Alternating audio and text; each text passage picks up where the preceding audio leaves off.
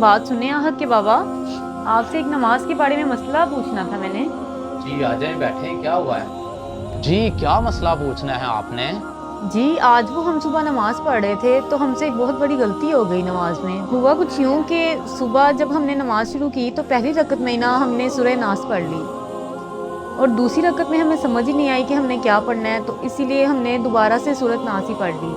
तो क्या हमारी नमाज हो गई है या कोई इसका और तरीक़ेकार है?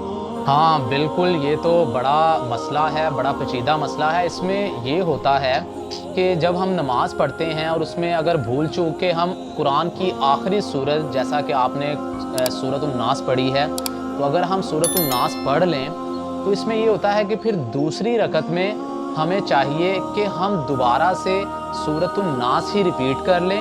अगर ऐसा नहीं तो हम कोई भी और सूरत पढ़ सकते हैं, इसमें कोई गुनाह नहीं है, लेकिन तरतीब हमेशा होनी चाहिए। ज़्यादातर यही है कि आप एक तरतीब से पढ़ें, यानी पहले एक सूरत पढ़ रहे हैं फिर आगे वाली सूरत उसके बाद पढ़ें। तो अगर आपने ऐसा कर लिया है तो इसमें कोई गुनाह नहीं है और आपकी नमाज में भी कोई गलती नहीं है, नमाज हो गई है।